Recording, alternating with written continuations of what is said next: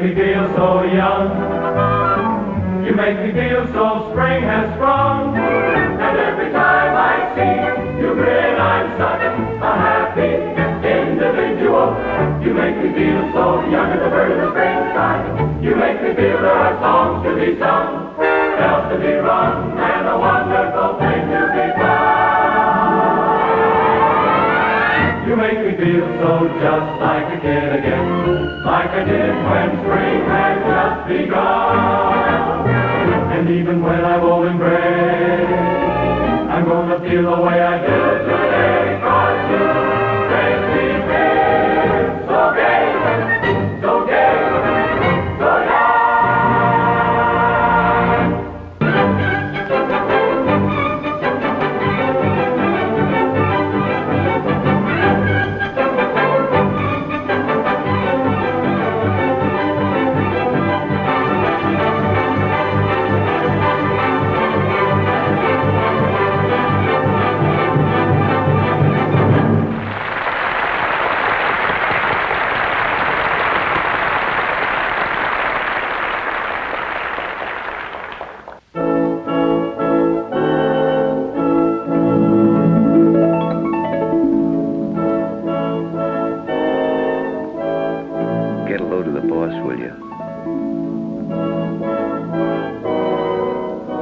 Patron of the arts.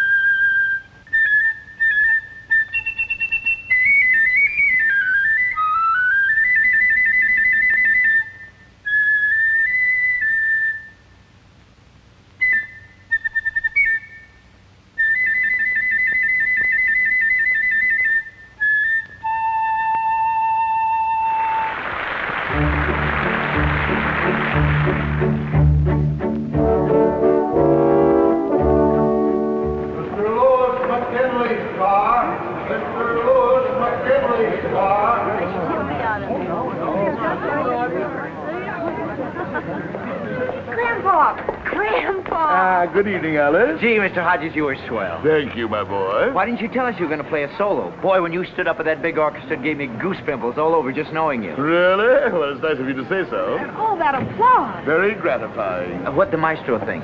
He seemed impressed. Funny, he didn't look so happy to me, the way he kept looking around. Oh, why should he have been happy? Grandpa stole the show, didn't he? I'll say, and with nothing but a little old piccolo, too. You want to drive home with us, Grandpa? No, thank you. I prefer to stretch my legs. Oh, come on, Grandpa. We won't be doing anything up front except a little necking. Maybe you could pick up a few pointers. Young man, it may interest you to know that when I retired from that field some years ago, necking became a lost art. Good night. Good night.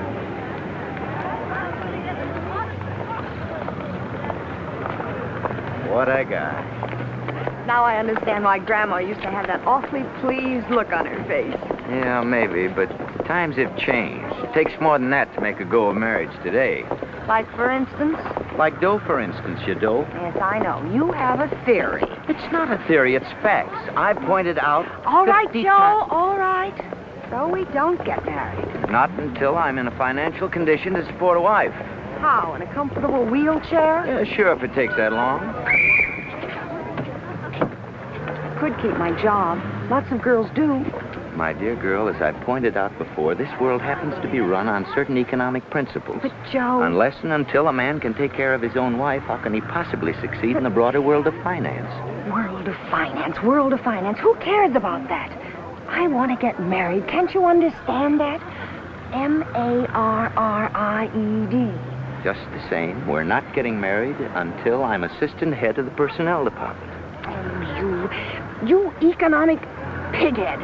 Good night. Hey, where you going? Anywhere you're not.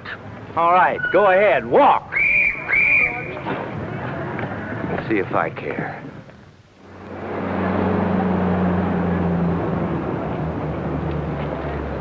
You know I'm right about not getting married now, don't you, Grandpa? Young man, kindly do not address me by that loathsome word, Grandpa. I am not your paternal ancestor, and judging from Alice's remarks last night, I'm not likely to be anytime soon, even by indirection.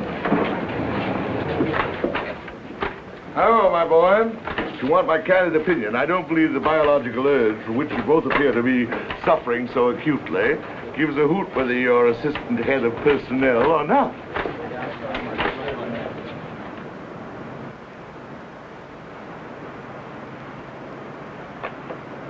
Morning, Dick, my boy. Good morning, John.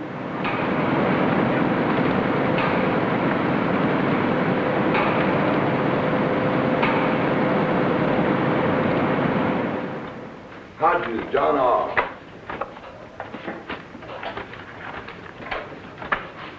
Walters, Robert H. No. Marino, Joe. Oh, no. By the eternal no.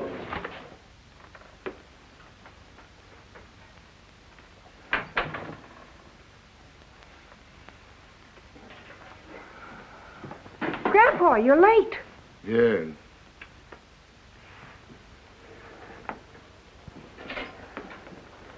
What kept you, Dad? Business. Well, for goodness sake, it's about time. Come on, everybody. I don't want to be out in that kitchen all night. You're usually the first one home, Grandpa. What you been doing with yourself? Playing the piccolo someplace? I had to see the shop foreman. I was fired today. You fired? Retired, I think they call it. What for? What have you done? Nothing, Della. Only it seems the policy of the company not to employ people over 65. Oh, Grandpa, I'm sorry. Thank you, my dear. How do you like that? Fired just because you're 65. Hey, you really 65, Grandpa? My, how time flies. Boy, has this been a wonderful day. First I get pains in the stomach. When I get home, I find my father's been fired. Well, eat your soup before it gets cold. I don't feel like soup. What's wrong with it? Not enough salt? Not enough salt, not enough anything. I tell you, if it rains tomorrow, I'll go nuts. Who said anything about rain? The weatherman? Yes, sir, that's all we need now. For it to rain and for me to catch pneumonia. Go on. How can you get pneumonia? You haven't even got a cold. Pneumonia happens to be an occupational disease with sign painters. Everybody knows that. You stand on a ladder painting names on store windows. It starts raining. You get wet. Along comes a breeze. There, you see what I mean? Pneumonia. Pneumonia just because you sneezed once or... What's wrong with you? Cramps? Or don't you like my soup either? I assure you, my action has nothing to do with the quality of your food, Della. I'm just not hungry. So if you'll excuse me. Look, if certain people around here don't like the way I cook, just let them say so. After all, I would like to remind you that I was not raised to be a cook. I happen to be a singer, in case you've forgotten. Before I married your son, I never even had my hands in dishwater. Mother, nobody's talking about your cooking. No, but they're thinking about it.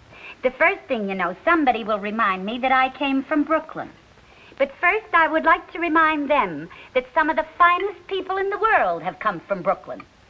Yes, and while we're on the subject, I would like to say that there is no telling how far I might have gone if I hadn't thrown away my career for the... Oh, for goodness sake. Now look what's happened. Poor Grandpa. I wonder I have any appetite left. First Grandpa gets fired, then you sneeze, then the piccolo. All we need around here is a great big shiny pipe organ.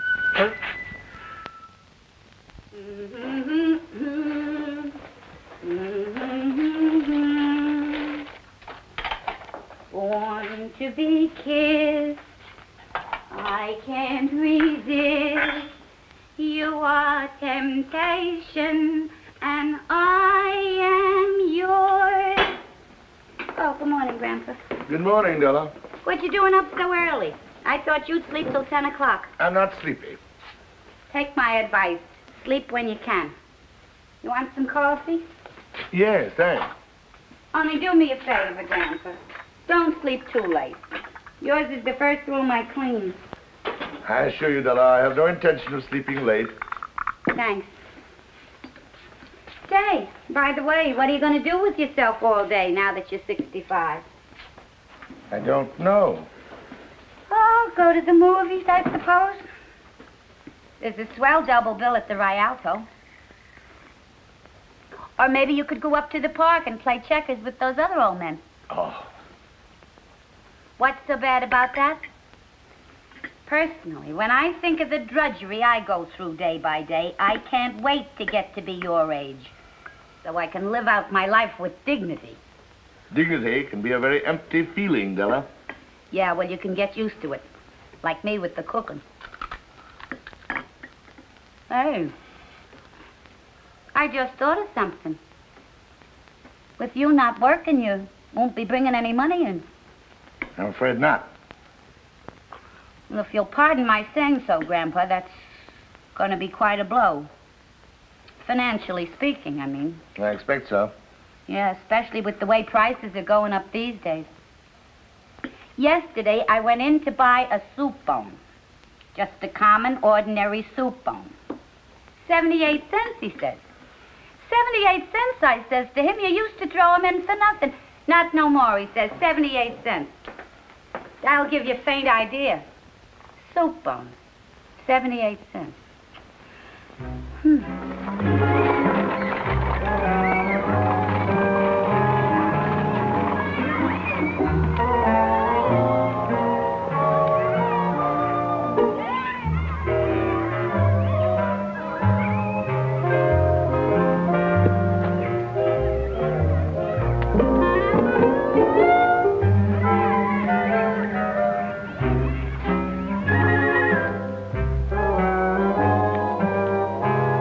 What happened then? So what happened?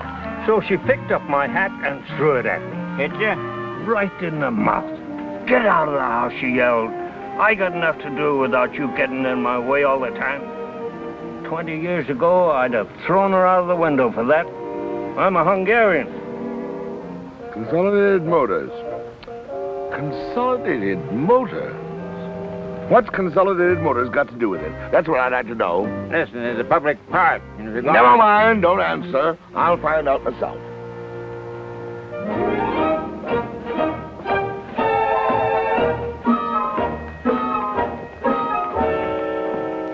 Now, this is a point we'd like you to follow in all cases. We'll put the letter on the automatic typewriter, but leave the last paragraph to each. Young man, what has Consolidated Motors got to do with Acme Printing Services? Grandpa, what are you doing here? Never mind the salutations. Look at this. It says I've been fired because it's the policy of Consolidated Motors and its subsidiaries not to hire men over 65. I want to know what in thunder Consolidated Motors has to do with it. Search me. Hey, Erickson. This is my girl's grandfather, Mr. Hodges. He'd like to know what Consolidated Motors has to do with our 65-year-old retirement rule. Why, it's really very simple, Mr. Hodges. If you just step this way for a moment. Pardon me.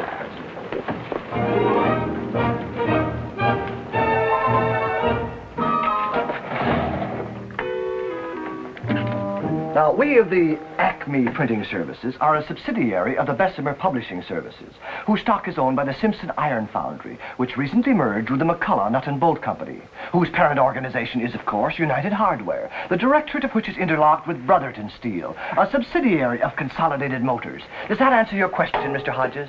Yes, but I must say it seems a little complicated. Big business. Now, if you'll excuse me... Just a moment, young man. Do you suppose if I went to Consolidated Motors, I might get them to change such an absurd policy? Why, Mr. Hodges, you don't mean you'd seriously consider going to Consolidated Motors about such a policy? I'd seriously consider going to the North Pole by a dog sled in the heart of winter if I thought I could get my job back. Well, I certainly wouldn't advise a trip to Consolidated Motors, Mr. Hodges. Even if you got an appointment, which is very unlikely, I don't see how Consolidated Motors could change its whole employment policy involving several 100,000 people just to please you. Now, wait a minute, Erickson.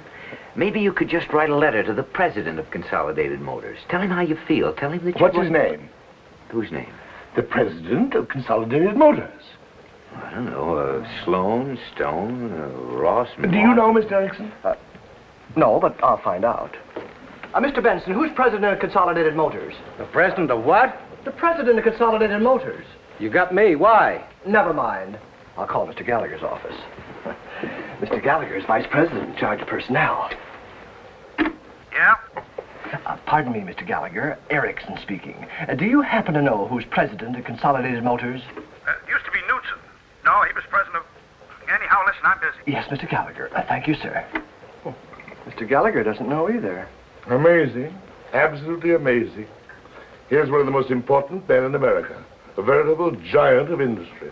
One of the powers behind the producing genius that is America. A man whose decisions affect millions of people. Yet nobody even knows his name. Fairless. That's it. Fairless. He's president of U.S. Steel. Oh. Thank you, gentlemen. You've been a great help. Good day.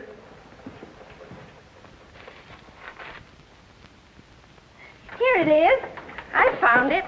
Consolidated Motors. Look, Harold P. Cleveland, president. Congratulations, miss. Whether you're aware of it or not, you have just solved one of the great mysteries of the age.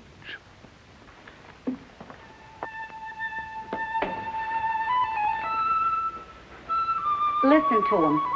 Since 11 o'clock this morning, it's been like this. That means he's thinking. Don't have to think on the piccolo, does he?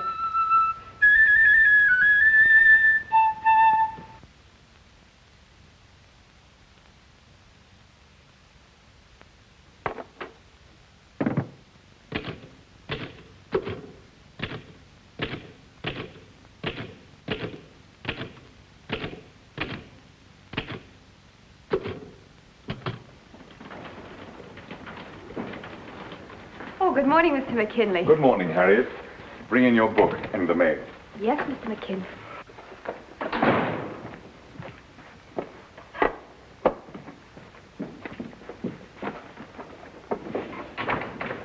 Well, what have we got for today? 11 o'clock appointment with Mr. Gallagher, personnel. 1 o'clock luncheon with the representative of the Blakewell Paper Company. I'd like some coffee, dear. Yes, Mr. McKinley. Then there's your tailor, the barber, the man about those shirts you ordered, and don't forget your pills. What the devil is this? I don't know, sir. I didn't have time to open it. Yes, Mr. McKinley? Listen, Gallagher. I just got a letter from the executive secretary of Consolidated Motors advising me that Harold P. Cleveland, president of Consolidated Motors, will be in town Tuesday. Will I please show him every possible courtesy? Now, what the devil is this all about? I don't know. Beats me. Get Herbert in New York. Well, if you don't mind, I don't like it. What the devil does the president of Consolidated Motors want to come around here for? Maybe he's just passing through. Okay, but I wish you'd please tell me what the devil this is all about. We ever heard of this bird before? Not that I recall. Hello, Mr. Herbert. Just a moment. Mr. McKinley calling. Hello, Herbert. Listen, I just got a letter saying the president of Consolidated Motors is coming up here to inspect my plant next week. I'd like to know why all of a sudden is Consolidated Motors fishing around my place. Well, maybe it is just a goodwill tour, but I don't like goodwill tours, so do me a favor. Get a hold of whoever you can and find out if there's been a change in Consolidated Motors' policy toward its subsidiaries. Maybe they've decided to quit printing, make more cars or something. Okay, call me back. I want every executive in the conference room at 10:30, and cancel Gallagher. Yes, Mr. McKinley. Send off 3 copies of this as soon as you can. Yes, Mr. McKinley. Listen, gentlemen, the president of Consolidated Motors is coming here next Tuesday to inspect our plant personally. I don't mind telling you, I don't like a lot of big shots sticking their noses in my business. How do we know they haven't decided to convert this place into an assembly line for automobiles or washing machines? And remember, you fellas are in this just as deep as I am. Your very jobs may depend upon it. As I see it, our only hope is to make a good impression. I'd like to see some drawn looks on your faces, as if you'd been working overtime for months, and I'd like to see this place really humming. That's all. Gallagher, how about that trouble we've been having with the bookbinders local? Oh, we've got at least a month before any decisive action will be taken on that, Mr. McKinley. Well, never mind how much time we've got. I'd like to strike a note of accord in time for the inspection. Give an impression of a smoothly functioning factory full of happy employees. Now, what do they want? Another restroom on the 2nd floor. Okay, get it installed immediately. I'm not letting our relations with Consolidated Motors be disrupted over some bookbinder's comfort. Harriet, who's head of the program committee at the Chamber of Commerce? Arnold Willoughby. I want to talk to him on the phone. Oh, but then get my wife, dear.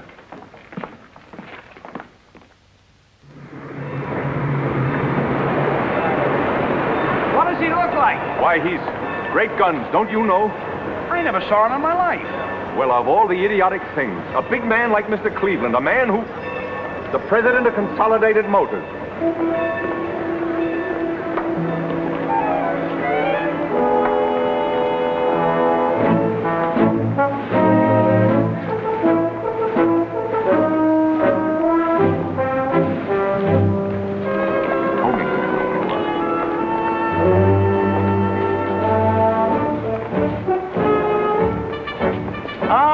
McKinley, what a pleasant surprise to find you here. I hadn't anticipated such a welcome. You're Cleveland, Harold P. Cleveland. Well, how do you do, Mr. Cleveland? This is indeed a great honor. Thank you. May I present my associate? Oh, I recognize Mr. Saltonstall and Mr. Gallagher, too.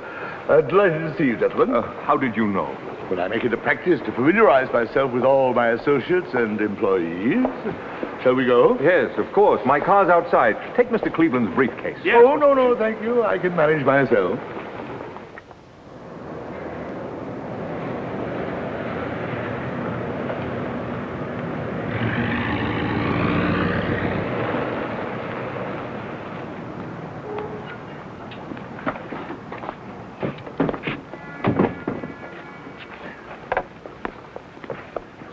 Any special department you'd like to inspect, Mr. Cleveland? We'll start with the hand press department in the composing room. Afterwards, I'd like a word with your executives. Yes, indeed. I've already issued orders for all our executives to place themselves at your disposal. Splendid. Mr. Cleveland, may I ask, is there any special significance to your visit? Special significance? Not at all. It's only a routine inspection tour.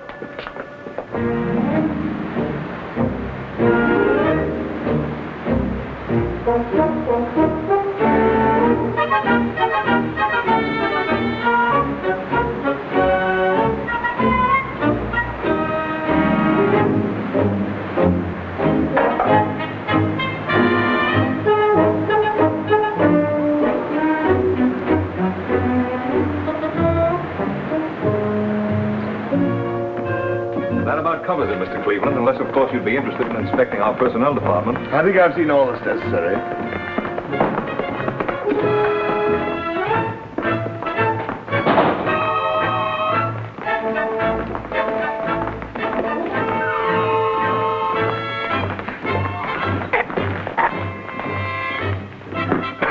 Here we are, Mr. Cleveland. This is our conference room. What's the matter? Come in, gentlemen.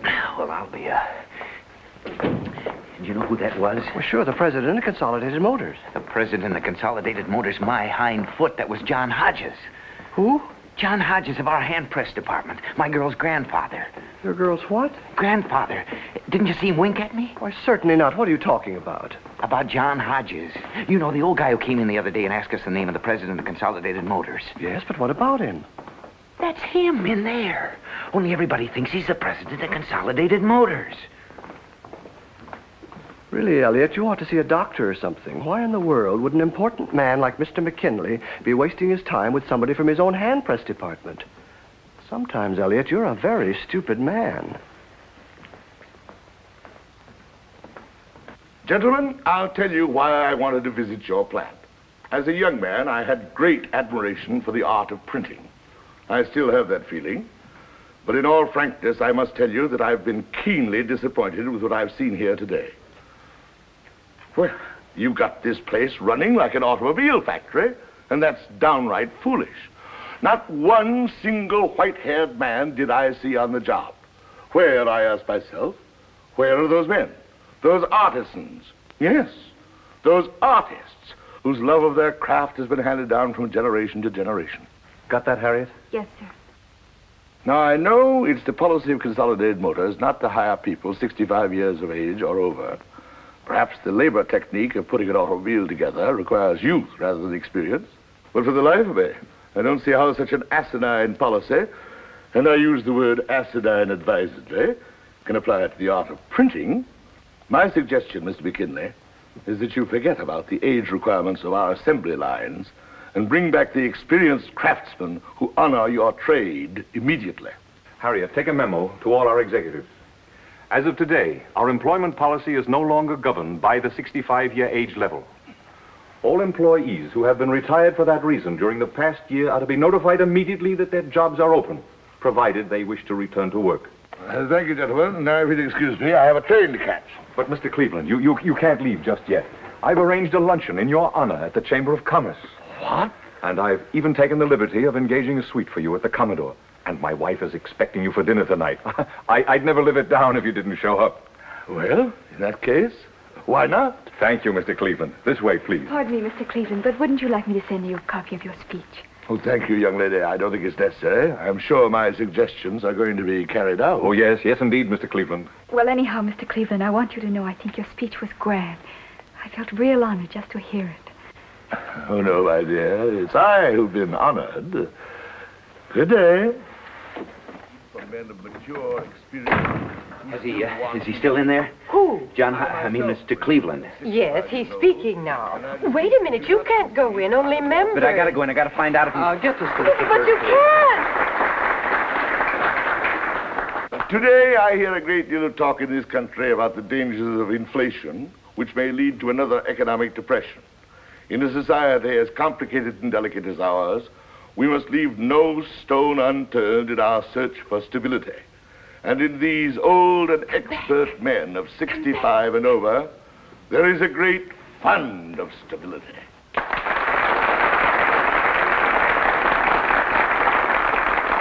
I confess there are moments, gentlemen, when I regard mass production and its subsequent benefits of a higher standard of living as a two-edged sword. What are we sacrificing in this frantic chase for comfort? Well, for one thing, we're sacrificing those simple dignities of life which have helped make ours the greatest productive nation on earth. Now, mind you, I think that security and comforts are wonderful things. I'm all for social security. But in all our quest for this security, let us not lose sight of those things which have made this a great nation. Let us not forget that our economic strength depends basically on one thing: individual initiative. We here in America have a great tradition to uphold, a tradition of hard work, a tradition of opportunity, a tradition that every man may go just as far up the ladder of success as he individually is capable of going. A tradition that no one, in government, in industry, anywhere, can tell him what he can do and what he can't do, when he can work and when he can't.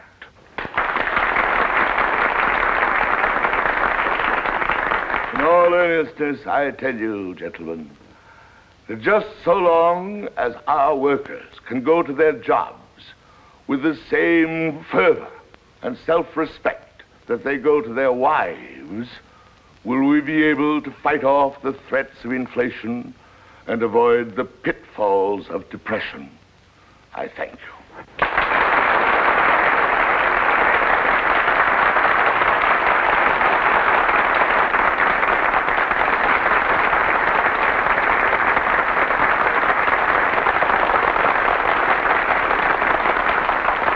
Mr. Cleveland, may I have your autograph? Oh, delighted. Oh, I'm sorry. I'm not permitted to sign autographs. Company policy, you know. Oh, Congratulations, gee, I'm Mr. sorry. Cleveland.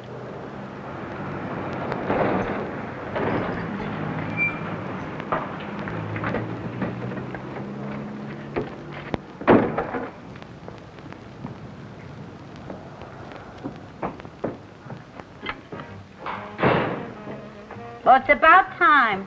Oh, it's you. Where is he? Where's who? Mr. Hodges, your grandfather. Out? Why? Look at this.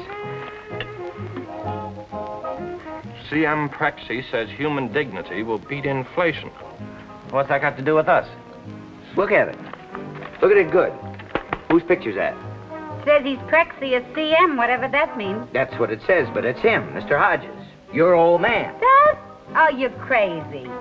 Look, I'm not blind. My eyes are good enough for the Air Corps, and I'm telling you, that's Mr. Hodges. I saw him today with my own eyes.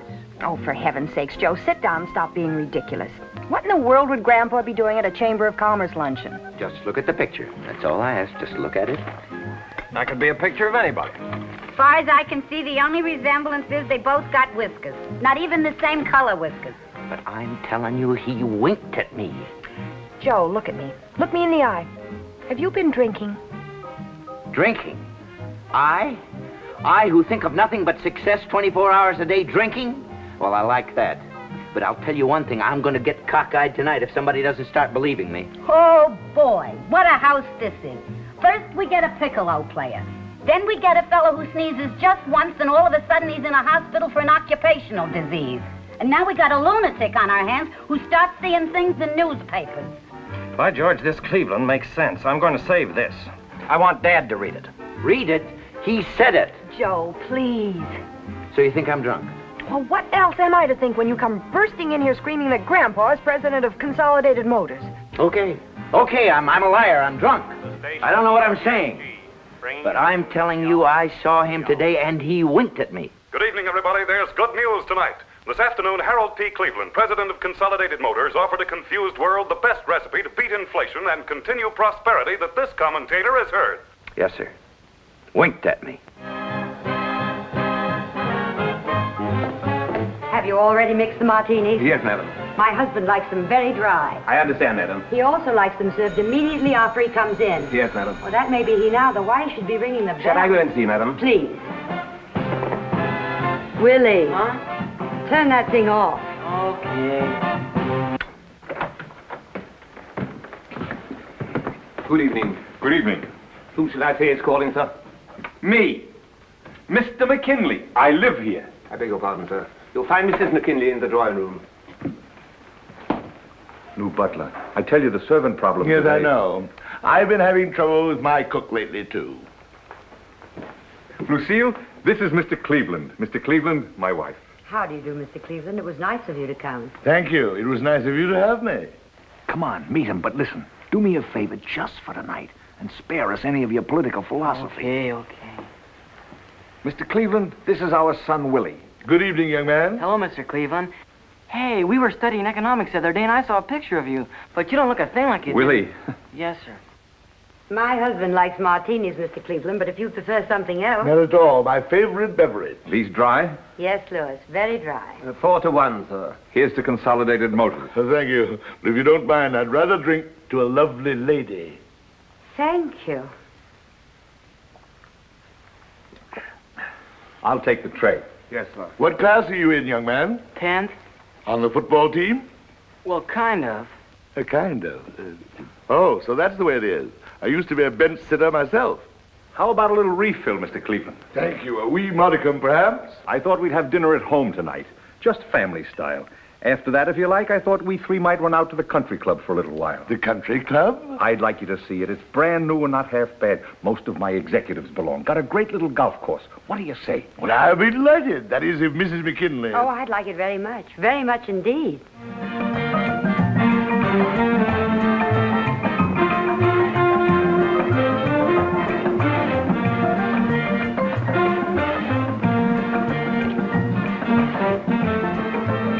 By Jove, I want to dance.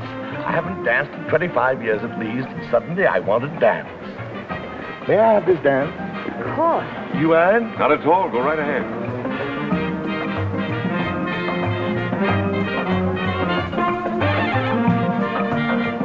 What kind of barbaric music is this? It's the rumba. For one moment, I had the wild illusion it was the bunny hug.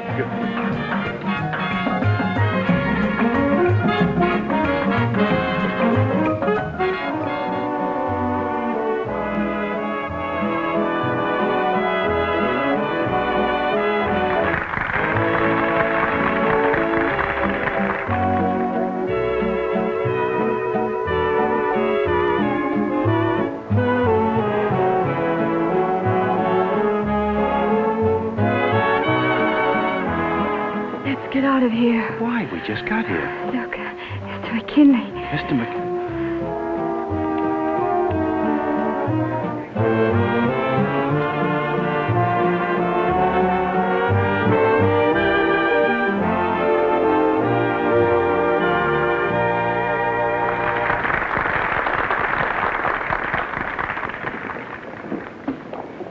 Well, you two must enjoy dancing. Your wife happens to be a very beautiful dancer, Mr. McKinley. Yeah? Well, for myself, I think it's a waste of time. Look, if you don't mind, I'll run along. I've got some papers to go through. Well, perhaps we'd all better... Oh, no, you two stay here and enjoy yourselves. I'll send the car back. Oh, don't bother. We'll get a taxi. No bother. My driver's used to waiting. I'd prefer a taxi, Louis. Okay. Good night, Mr. Cleveland. Good night, and thank you for a wonderful evening. Glad you liked it. We'll have to do this sort of thing again. Yes, indeed. I'd like that very much. By the way, before you go, there's just one thought that I'd like to leave with you, Mr. McKinley. Just a bit of my personal philosophy. I like a man who works, and works hard. But that's not enough. A man ought to play, and play hard, too. I have an idea that you don't play enough, Mr. McKinley.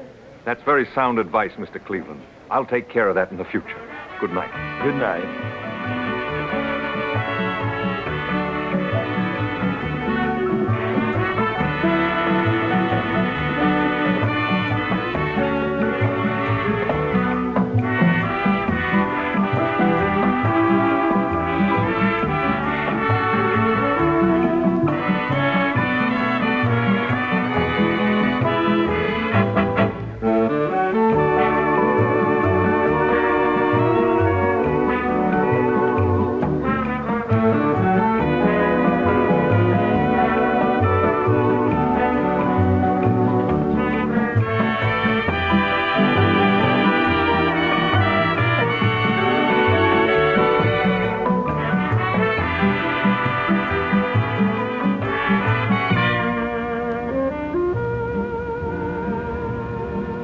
mind if we get out here? It's only a little way, but I can't bear to go in yet.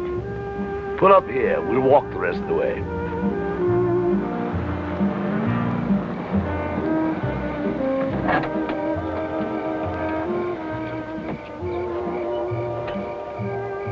Just wait for me, please.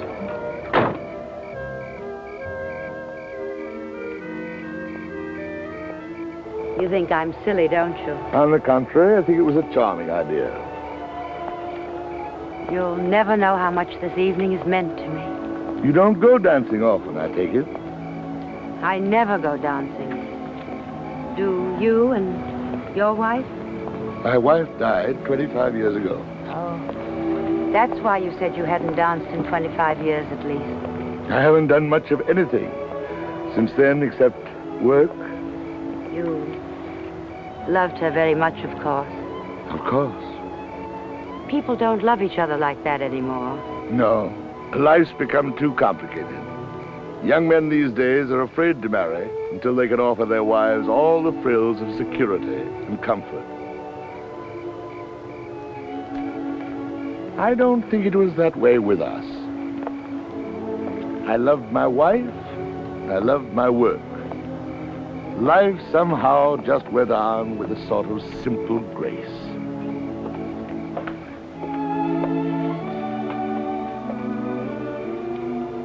Are you leaving tomorrow? Unfortunately, very early tomorrow.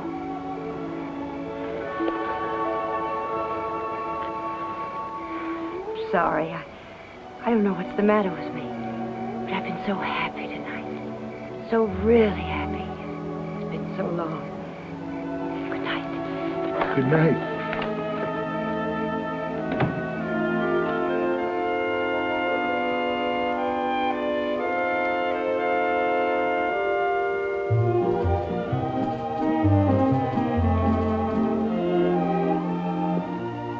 Listen, don't give me that he wanted to talk business routine. Funny, but every time I want to talk business, you're always too busy. But it's true, Mr. McKinley. You know, as a rule, I never mix business and pleasure. I only thought that Mr. Gallagher and I could take some of the office burdens off your shoulders. Office burdens? well, that's a new one. And another thing, since when do you have to dress up like that for a business conference? Okay. Tell Gallagher I'll take up this matter with him in the morning. Good night. You two must have closed up the joint.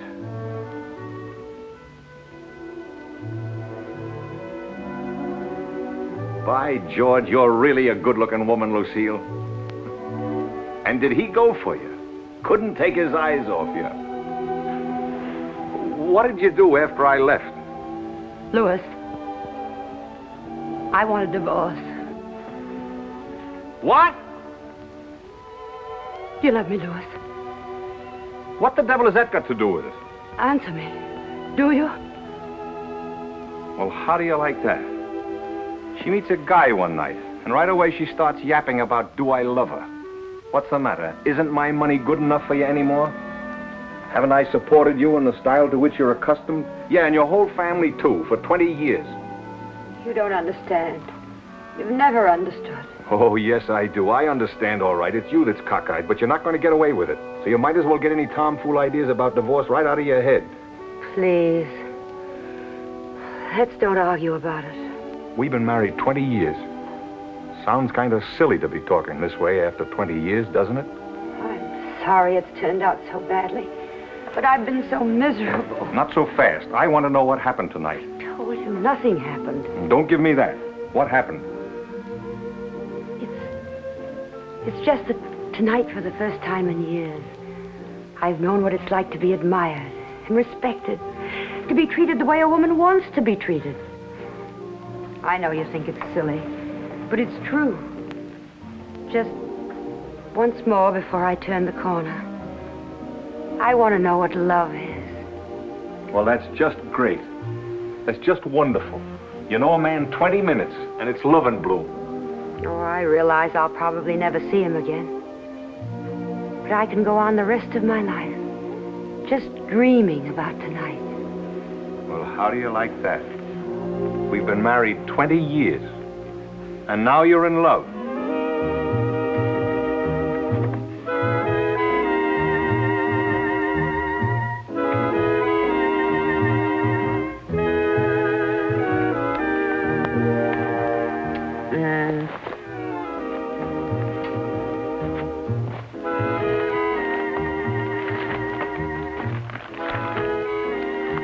Ooh, that looks nice. Only $20 down. Yeah, but with the present credit system in this country, controls and all that. Joe, we're talking about a bedroom suite. My, up so late? The Prexy of CM. So I'm crazy, am I? I'm drunk. Look at him. Grandpa, your beard.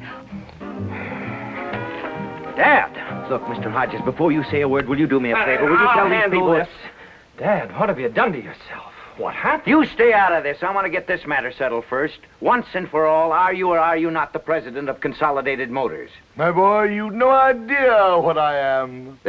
There, you see? I told you so, but nobody believed me. Oh, no. But why, Grandpa? Why did you do it? I wanted my job back. And just for that, you go out and pretend you're president of Consolidated Motors? I didn't count on its getting so involved, Ella. I thought I'd just establish a new hiring policy and then come home. You didn't count on its getting so involved. Boy, that's a good one. Get a load of this. Oh, an atrocious picture. You'd think with all the photographers there are in this town, at least one would have got me in focus. I give up. Honestly, I give up. My own father. Pardon me for asking, Grandpa, but what happens tomorrow when the real president of Consolidated Motors finds out he made a speech today? I'm sure I don't know, Della, but I must say it reads like a very good speech.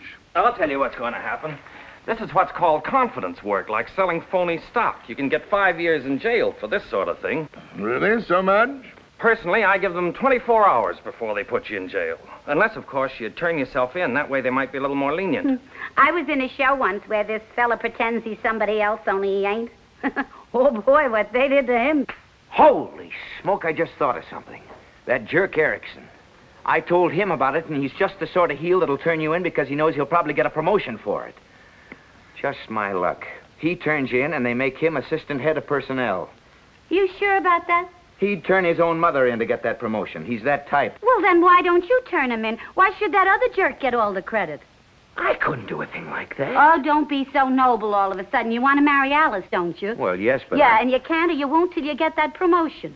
No, but There's that's... no buts about it. This is your big chance. I can't do a thing like that, Mrs. Hodges. Why, if it weren't for him, I'd never even have known Alice. Somebody's going to turn him in. Not me. Listen, Grandpa, will you tell Rover Boy here that he ain't putting you behind the 8 ball if he turns you in? Joe's of age. He can make his own decisions. I've already made my decisions. I'm not going to do it. Well, for goodness sake, why not? You've all accused me of being just a man of facts and figures and economics. Well, you're wrong. I'm also a man of heart and blood and soul. And I'm not going to do it. I've got principles. Joe. Well, how do you like that? After all the time he spent hanging around this house, all of a sudden he's got principles. Good night, all. You're really a wonderful person, Joe. Oh, she was nuts, even if she is your mother. In this awful world where everybody's cutting everybody else's throat, you still have some decency left. I'm proud of you, Joe. Oh, You have real dignity. yeah? I love you, Joe.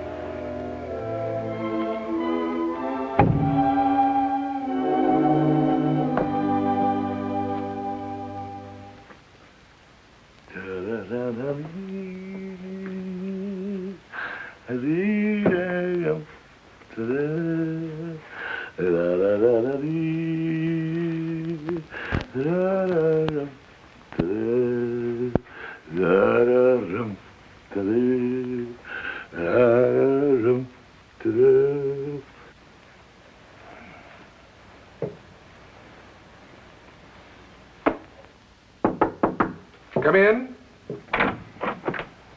Grandpa, I just made a wonderful discovery. Really?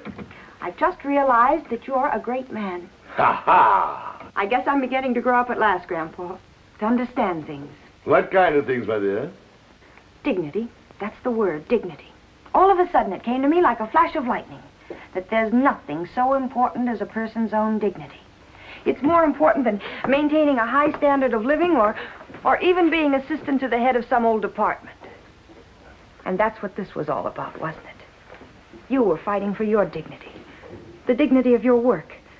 And for that you were willing to take on the whole complex world. I think you're a wonderful man, Grandpa. Thank you, my dear. Good night. Good night.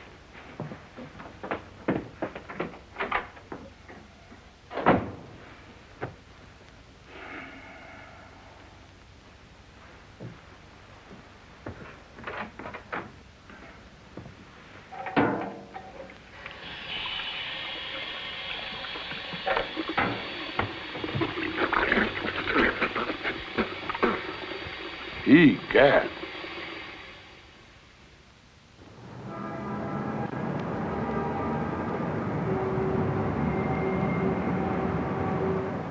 In our time, we have grown accustomed to the machine age and its coldness. Mr. Cleveland's fine speech has given us a new realization of honor and humanity, as well as a truer understanding of the individual's place in our American culture. Our hat is off to Mr. Cleveland. He is a great American. Read what that paper there has to say, Mr. Cleveland? Not yet. It says, God bless Mr. Cleveland and Consolidated Motors. They restored our faltering faith. That sure was some speech, Mr. Cleveland. Kind of makes you proud to be an American. I've never seen anything like it. There must be 10,000. This isn't even half of them. Listen, Clancy. Of course, I'm only head of public relations around here. I suppose it'd be too much trouble for anybody to tell me when the boss is going to make a speech. Don't blame me. I didn't know any more about it than you did. He told me he was going to the ball game yesterday afternoon. What a speech. This will sell 1 million cars. And look what's happened to the market. Opened 2 points up straight across the board. Seen this? That's cute. Yes, sir. I bet the rest of the industry's tearing their hair out right now. Still, there's something fishy about all this. Unless I'm out of my mind, I was having luncheon with Mr. Cleveland at the plaza at 1 o'clock yesterday. Oh, now take it easy, Bill. You better lay off that hooch. That's when he was making this speech. Well, maybe 1:15, 1:30, but I know it was yesterday. Hey, Harold, what's the big idea? Set up a special meeting of the executive committee in my office at 11 o'clock and get my lawyer. To sum it up, gentlemen, it appears that this person's speech has not only caught the public's fancy and brought this company a great deal of goodwill, but it's had a profound effect on the whole market. Indeed, on the whole business structure of America. The question now is, what are we going to do about it? There's only one thing we can do. Categorically deny the whole thing. And categorically deny ourselves $25 million? Well, if we don't deny it, you can bet that somebody else will. Then where will we be? You're a lawyer, Joe. What do you think? Well, frankly, it looks to me like a carefully planned maneuver. Not only to create a bull market, but to put Consolidated Motors in an awkward spot. Maybe, though actually, when you analyze it, the speech doesn't really say anything except what we've all been saying. About individual initiative, keeping our shoulders to the wheel, and giving a bunch of old men some jobs. If you ask me, I'd say it's the work of a crackpot. I disagree. I've read the speech a dozen times. I don't find any crackpot ideas in it. In fact, I consider it a splendid speech. I'm inclined to agree with everything it says. No, Ernest, the thing that worries me is, why didn't I make that speech? What? You're paid a handsome salary to handle the public relations of this company. Here's a fine business talk that I could have made. Now, why didn't you think of it for me? But Mr. Cleveland, In fact, why didn't I think of it for myself? For that matter, why didn't some of you other gentlemen think of it for yourselves? Well, I think Mr. Cleveland has a point there. Now, my suggestion is that for the time being, at least until we can make an investigation... I've already taken steps to do that. Then I move we just sit tight. I second the motion. All in favor? Aye. Aye. Gentlemen, I know I don't have to caution anyone here that this is a matter of utmost secrecy. Good day.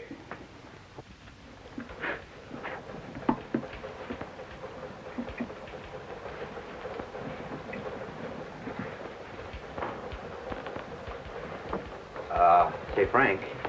Yeah? You remember my telling you yesterday about the president of Consolidated Motors and how it was really an old guy in our hand press department? So? You haven't told anybody yet, have you? Well, hardly. Well, do me a favor and don't. It's a long story I can't explain, but just take my word and don't. Sure. Thanks. Well, see you around.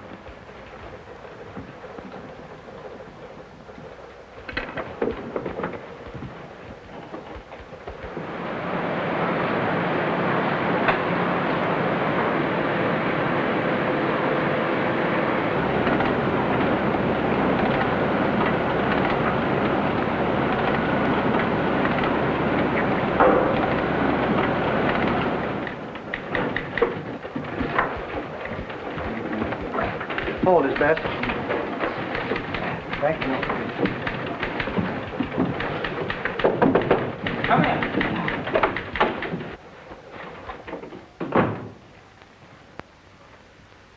Well?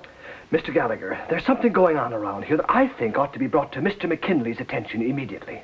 What sort of something? This whole Consolidated Motors thing, sir, it's just a gag. What whole Consolidated Motors thing? The man that was here yesterday inspecting the plant is not the president of Consolidated Motors. He's a printer in our hand press department. What's that you got behind your back, Erickson? Dirty pictures? Oh, no, sir. This is the file on him. The file on who? On this man who everybody thinks is the president of Consolidated Motors. The one who made that speech at the Chamber of Commerce yesterday? Listen, are you drunk? Oh, no, sir. Well, then what's itching you? What are you driving at? Only that the man that was here yesterday inspecting the plant was an imposter. He pretended to be Harold P. Cleveland, the president of Consolidated Motors, and he's not. He's John Hodges, a printer. Listen, Erickson, if this is a gag, I don't like it. I know it sounds fantastic, sir. You're getting to be something of a screwball. You know that, don't you?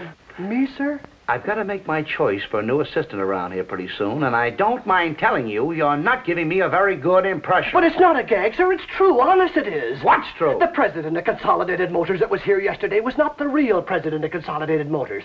The real president is a man named Harold P. Cleveland. The man that was here yesterday is John Hodges, who works in our hand press department. All you have to do is look at his picture right here in the file, sir. Never mind the file. Now, let me get this straight. You say the whole world thinks the man who inspected our plant yesterday was the president of Consolidated Motors. Is that it? Yes, sir. And then he made the speech at the Chamber of Commerce. Mr. McKinley thinks he was the president of Consolidated Motors. The papers think so. The Chamber of Commerce thinks so, but you don't. You think he's a measly little printer in our hand press department. I'm sorry if you refuse to believe me, Mr. Gallagher. Don't be silly, Erickson. Of course I believe you. And by the way, my name isn't Gallagher. I'm Harry Truman, President of the United States. And you're not Erickson. You're Princess Elizabeth's baby, Bonnie Prince Charlie, remember? But, Mr. Gallagher... Get up! Get out of here. And the next time you come in with one of your fool stories, I'll have you locked up in a padded cell. Now, get out!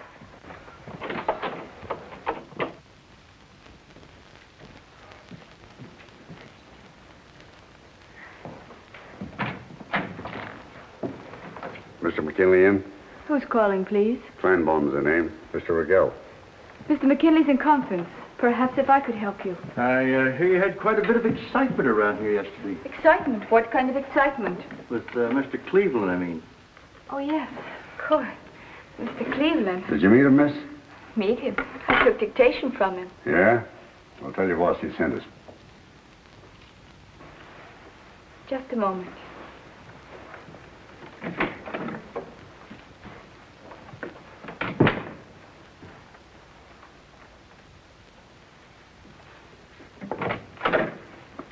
Mr. McKinley will see you now. Thank you, miss.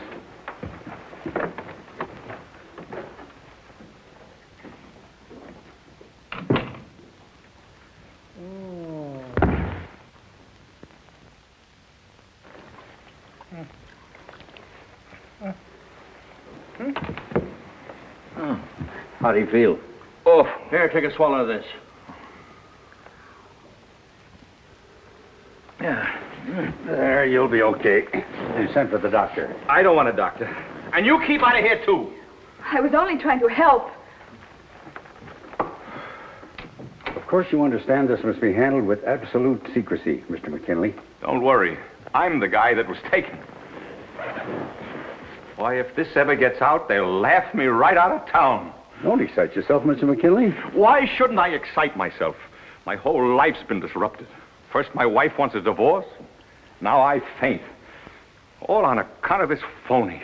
Oh, the crook, the dirty, low-down crook. I took him to my house for dinner. Just wait till I tell my wife. Oh, boy. Will I laugh right in her face. Falling for a phony. Well, we'll take a look around. Yes, sir. If we find out anything, we'll let you know. Meanwhile, you're getting the ideas yourself. You Motors. Live in a palace. Oh, boy. Will I laugh right in her face.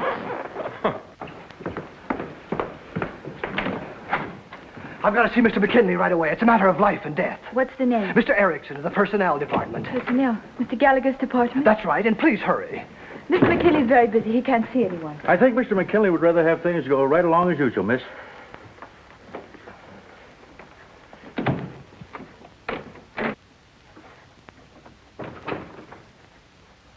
Mr. Mr. Erickson of the Personnel Department to see you, Mr. McKinley. Who the devil is Mr. Erickson of the Personnel Department? I assure you I haven't the faintest idea, Mr. McKinley.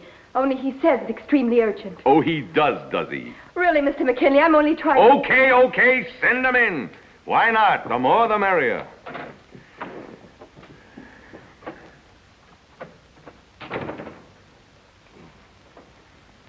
Well? Mr. McKinley, I have reason to believe that the man who was here yesterday, posing as the president of Consolidated Motors, was really an imposter. How would you like to be fired? Sir? Listen, you half-wit. If you dare breathe another word of what you've just said to me to a single soul, I'll have you thrown out of here on those pencil-striped pants of yours. Mr. McKinley, I have the man's file right here, his picture. Shut up and get out of here before I brain you. Yes, sir. Wait a minute. Yes, sir. Give me that file. Yes, sir. Mr. McKinley, control yourself. Go fry an egg. Well. Oh, well, thank you. Don't do anything until you hear further from me. Goodbye. Kleinbaum, he says the man works right there in the plant. The police been notified? Oh, wait a minute. You want to break this thing wide open? But you can't let a low common thief, a confidence man, go around professing to be president of Consolidated Motors. Well, keep your shirt on. Nobody suffered any great damages. In fact, when you come right down to it... Wait till you get a load of this, straight from Union headquarters. Listen. Since Mr. Cleveland has shown a willingness to see labor's point of view, and since the United Automobile Workers are just as eager as Mr. Cleveland to maintain the nation's economic strength, we hereby pledge ourselves to arbitrate all current differences in the same spirit as his speech. How do you like that? Why, this is absolutely the most ridiculous position the company has ever been in. Looks like we're saddled with that fool speech whether we like it or not. That's right. If we deny it now, we'll be accused of trifling with the future prosperity of America. As a matter of fact, in view of the sharp market rise, I'm not sure that those of us who have bought Consolidated Motor stock recently wouldn't end up in jail. Gentlemen, my advice is to emulate that estimable creature of the sea, the clam, and say absolutely nothing.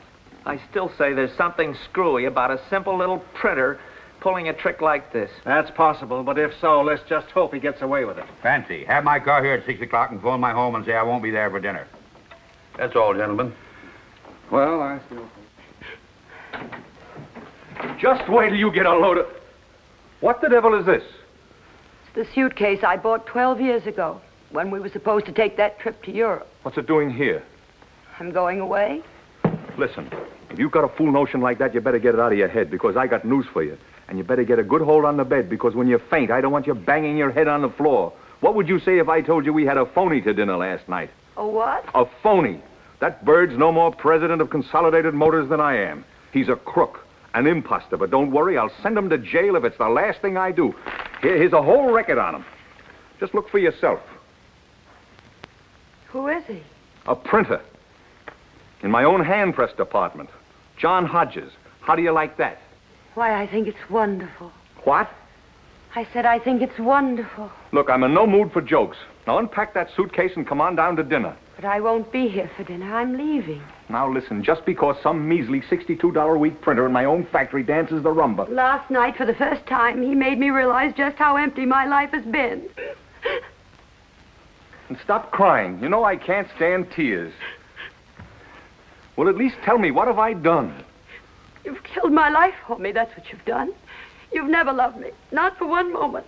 I'm 40 years old. 43. And I just can't go on being treated like a stick of furniture any longer. I've as much right to love as anybody, even if I am 40. What you said. Have you really been so miserable, Lucille? Well, I'm sorry if I've made life so unbearable for you. I didn't know I was doing it. Well, maybe it's not all your fault, Louis. You can't help being what you are. But you are what you are, and I can't stand it any longer. Who's going to tell Willie? I'll tell him. Lucille, this is a terrible thing that we're doing. I don't like divorce.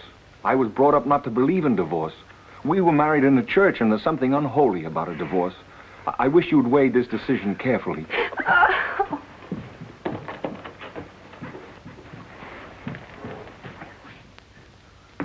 Willie. Oh, Mom, I'm starved. Yes, dear, I know. Willie, I have a shock for you. But I think you're old enough and sensitive enough to understand. Sure, what is it? Your father and I, we're separating. We're getting a divorce. Divorce? Is it a very big shock to you, dear? Is it a shock? Boy, is that some question. Of course it's a shock. Naturally it's a shock. Oh, I'm sorry, dear. I didn't mean to shock you. But I thought it would be better if I came straight out and told you. Here, sit down, darling, please. I don't want to sit down. I don't feel like sitting down. You're angry with me. I'm not angry. I'm just upset, that's all. What's so surprising about being upset? You'd be upset, too, under the circumstances. Oh, dear, I didn't mean to upset you. Actually, I'm quite upset myself. I feel terrible. Right here in my stomach. Willie, you're not going to be sick. I don't know. I must have some kind of psychosomatic disorder. It hits me right here in my stomach. Oh, dear. I don't know what to say. I've never felt so miserable in my whole life. I'm going away. Where? I don't know. To my family in Maryland, I suppose. Of course, they'll be furious with me. They'll want me to come straight back and apologize to your father, but I just couldn't do that. Oh.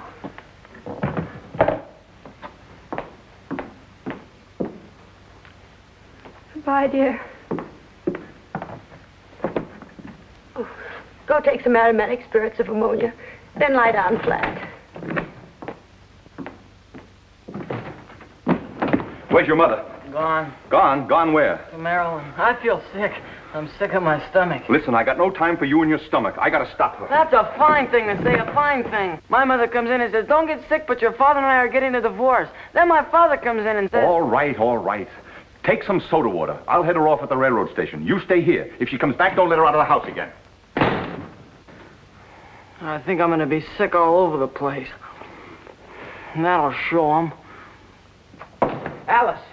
Alice, I got it. I got it. Got what? The job, the promotion. Oh, Joe, that's wonderful.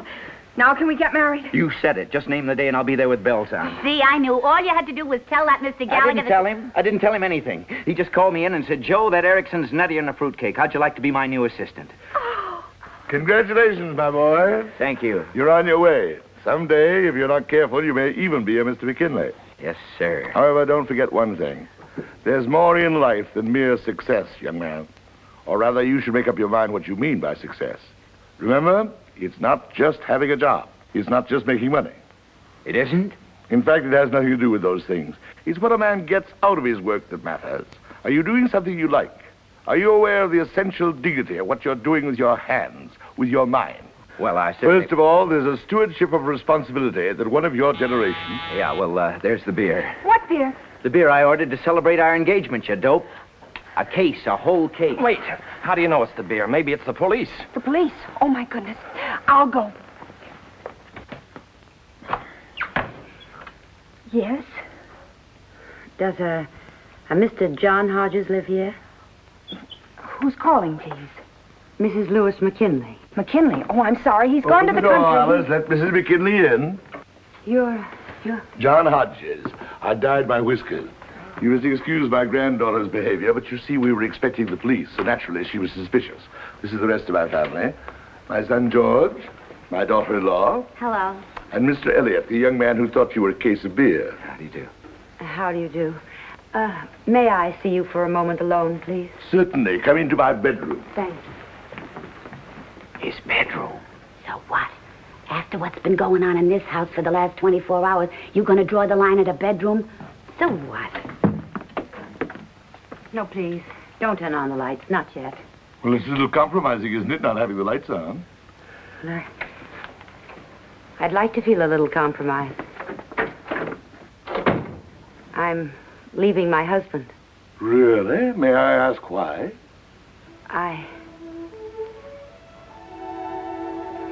Well, I told him I was in love with you. With me? But that's ridiculous. You've only seen me once. That doesn't matter. I know you for what you are. A gallant and wonderful man who respects me and acts like a gentleman. Even if you are what my husband said you are, a phony. Did your husband say that? Oh, he said some terrible things about you.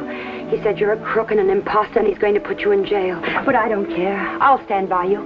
I'll even go to court and testify for you. And you can testify for me. Mrs. McKinley, I'm going to turn on the lights. Oh, no, please. Not yet. Yes, Mrs. McKinley. Now, immediately. Mrs. McKinley, though I may be everything that your husband says I am, and everything that you believe me to be, I am emphatically not a correspondent in a divorce suit. Do I make myself clear? Then last night was just last night? Mrs. McKinley, you're a very handsome woman. You dance extremely well. You also have a gift for summing up a situation. Last night was simply last night. I'm sorry if my bluntness offends you, but I assure you I have no intention of coming to treat any man and his wife, especially one as impulsive as you are. Perhaps if I were 30 years younger... Oh, no, please. Don't blame yourself. I understand, and I deserve this. I guess I'm just a silly woman who's made quite a fool of herself. And though it pains me to say so, you are. My husband and I have been married for 20 years, and this is my first infidelity. You don't say.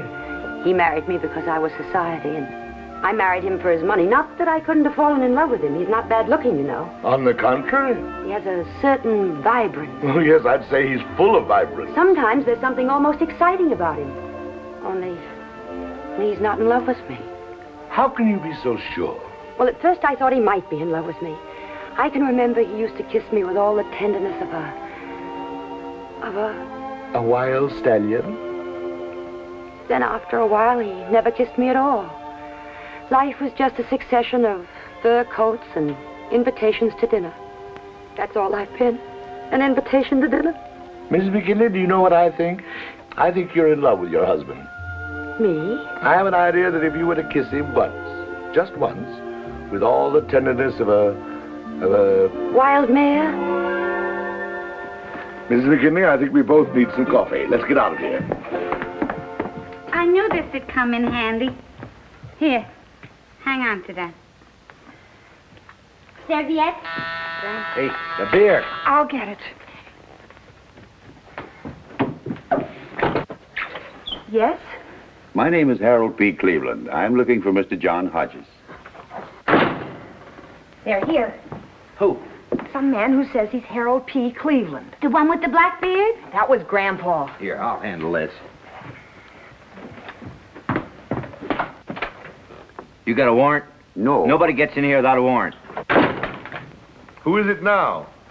Some flatfoot pretending he's Harold P. Cleveland. Who does he think he's fooling? Anybody knows that Harold P. Cleveland wouldn't be coming here personally to make the arrest. Good evening, sir. You were looking for me? You're John Hodges? I am. I'm Harold P. Cleveland. How do you do, Mr. Cleveland? Won't you come in? Thank you. Mr. Cleveland, I'd like you to meet my son, George, my daughter-in-law, Della. Hello. Mrs. McKinley, my granddaughter, Alice, and her fiancé, Mr. Elliot. How do you do? We're celebrating their betrothal. Oh, congratulations. Take Mr. Cleveland's hat, Alice. Oh, no, thank you. I can only stay a moment. You're not Harold P. Cleveland. You can't fool us. But I am Harold P. Cleveland. If you don't believe me, my chauffeur is outside. Ask him. How do we know he's your chauffeur? Well, I don't usually carry much in my wallet. But here. Sorry I haven't my fingerprints.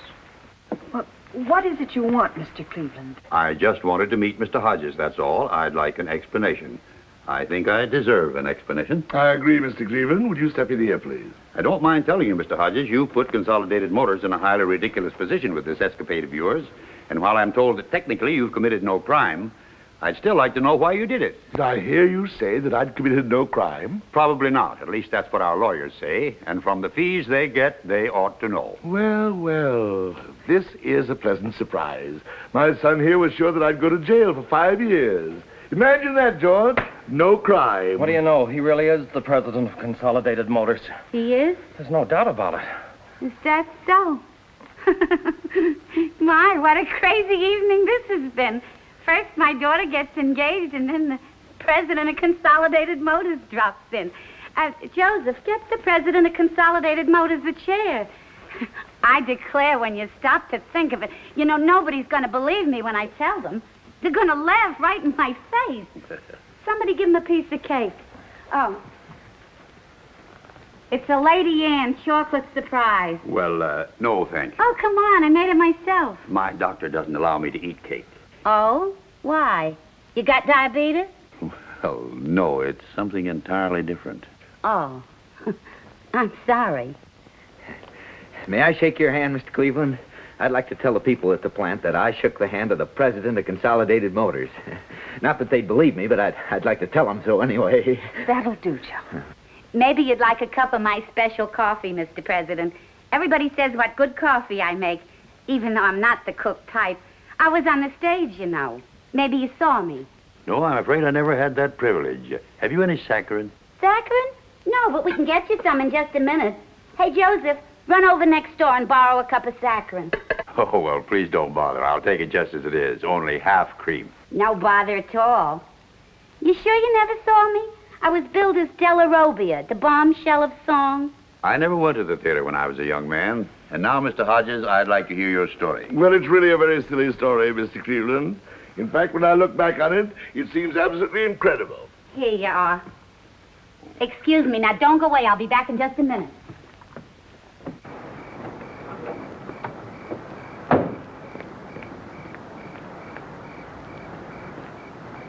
Of course, going to the Chamber of Commerce was something I hadn't counted on. The beer.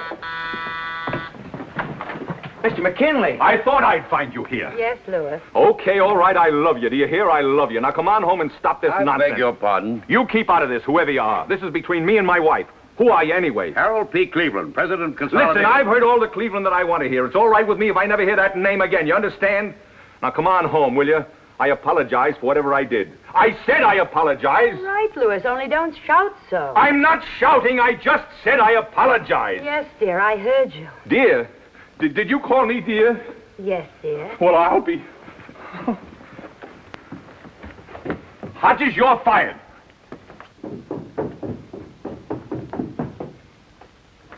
Grandpa. Grandpa? Oh, I beg your pardon.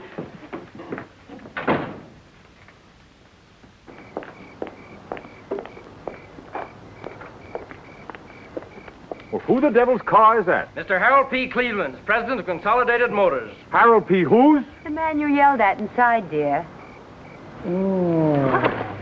And that, Mr. Cleveland, is the whole story. And quite a story it is, Mr. Hodges. Pardon me for suggesting it, but I just happen to have this album laying around, and only this afternoon I said to myself, Della, if the right part... Della, there's no time for that now after what's just happened. After what's just happened? Dad's been fired. That's what. Fired. Fired? What, again? It's all right, Della. I knew all the time it wouldn't work. Oh, fired, and after all the trouble we've gone through. Mother, please. Okay, but it's a fine time to tell us right in front of the president of Consolidated Motors.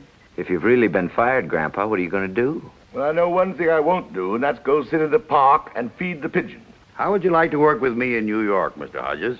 There's a little office next to mine. We could have it redecorated. Oh, Grandpa. For goodness sake, imagine New York. Maybe you could find a little apartment. I'm sorry, Mr. Cleveland, but I couldn't do that. You know the well-known hackneyed phrase, New York may be all right for a visit. Maybe you could live in Brooklyn. No, Della. Not even Brooklyn. Oh, it's a question of money. No, thank you. I make all the money I need right here. All the money you need? Listen, you just lost your job.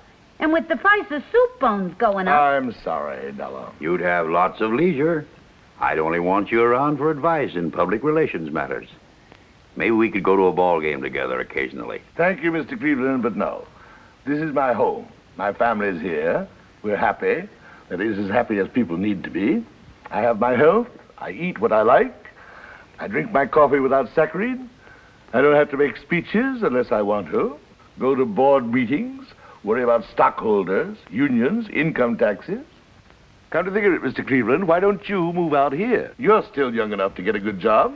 Now, please, Mr. Hodges, don't tempt me. Well, I must be running along. Good night, everybody. Good night, sir.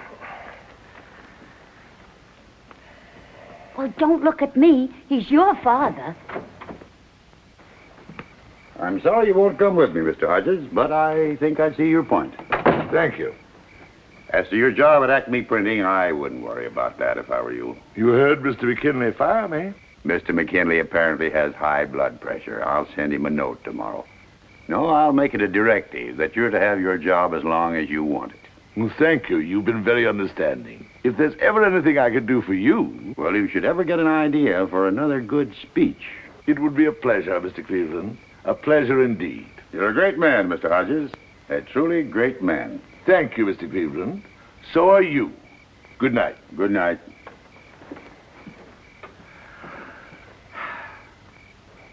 Da-da-da-da-dee-da-dum. Ta-da. Da-da-da-da-dee-da-dum. Ta-da.